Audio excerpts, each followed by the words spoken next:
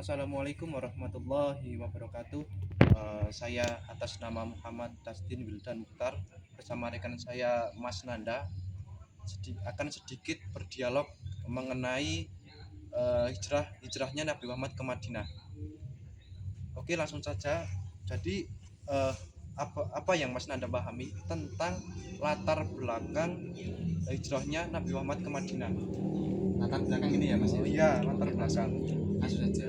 Salah satu latar belakang yang menyebabkan Rasulullah atau Nabi Muhammad SAW hijrah ke Madinah adalah karena mendapatkan tekanan, ancaman, pembunuhan terhadap Nabi. Selain itu, salah satu sisi lain di Madinah, Islam di Madinah juga semakin menyebar.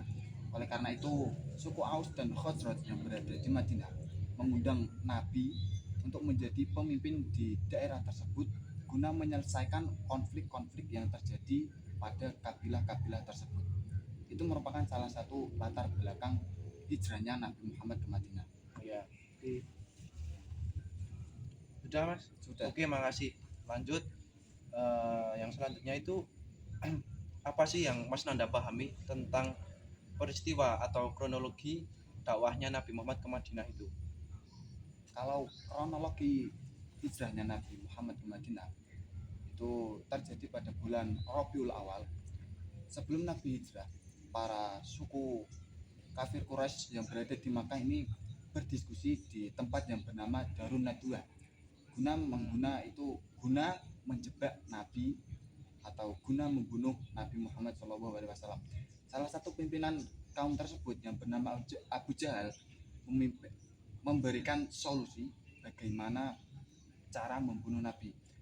Ketika itu Abu Jahal mengatakan bagaimana kalau salah satu kabilah yang berada di Makkah mengirimkan satu pemuda yang terkuat untuk membunuh Nabi, sehingga nanti dari keluarga Nabi tidak akan bisa menemukan siapa yang membunuh Nabi. Kemudian setelah itu pada malamnya tersebut Rasulullah itu mendapatkan wahyu dari Allah melalui malaikat Jibril bahwa Rasulullah akan dibunuh oleh kaum kafir Quraisy maka Rasulullah mendapatkan wahyu untuk berhijrah pada malam tersebut. Kemudian Rasulullah menyuruh Ali bin Abi Thalib untuk tidur di tempat tidur beliau. Kemudian Rasulullah beserta Abu Bakar hijrah ke Madinah. Nah, setelah itu para kaum kafir Quraisy mengepung rumah Nabi Muhammad SAW, tetapi mereka itu tidak tahu bahwa yang di dalam rumah tersebut adalah Ali bin Abi Thalib. Ya. Nah, karena yang mereka cari adalah Nabi Muhammad, jadi tindakan mereka untuk hanya membunuh Nabi Muhammad, maka mereka tidak menyakiti atau mereka tidak membunuh Ali bin Abi Thalib. Nah, sementara Rasulullah dan Abu Bakar singgah atau bersembunyi di gua yang bernama Gua Sur selama 3 hari 3 malam. Nah, selama di gua tersebut para kaum kafir Quraisy ini bersayembara, bagi siapapun yang bisa menemukan akan mendapatkan hadiah yang besar. Nah, ketika mencari tersebut, salah satu pemuda kaum Quraisy itu menemukan persembunyian tersebut. Tapi atas pertolongan Allah, Allah itu memerintahkan kepada seekor laba-laba dan burung untuk membuat sarang di mulut gua tersebut.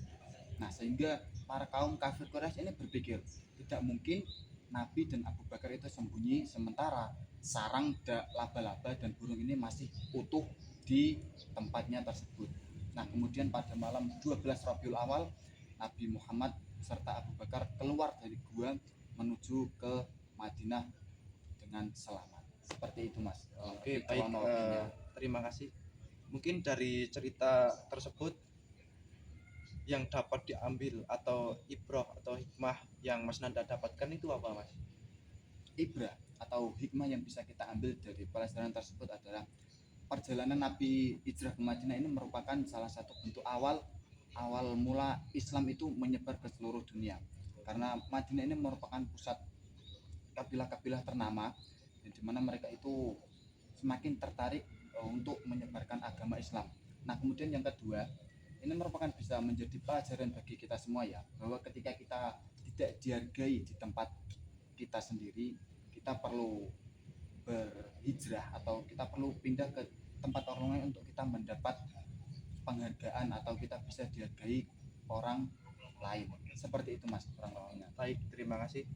Mungkin hanya ini ya Mas. Hanya ini saja. Mungkin bisa saya sampaikan. hanya ini yang dapat kita berdua ceritakan. Kurang lebihnya mohon maaf. Wassalamualaikum warahmatullahi wabarakatuh. Waalaikumsalam warahmatullahi wabarakatuh. Peace, bye.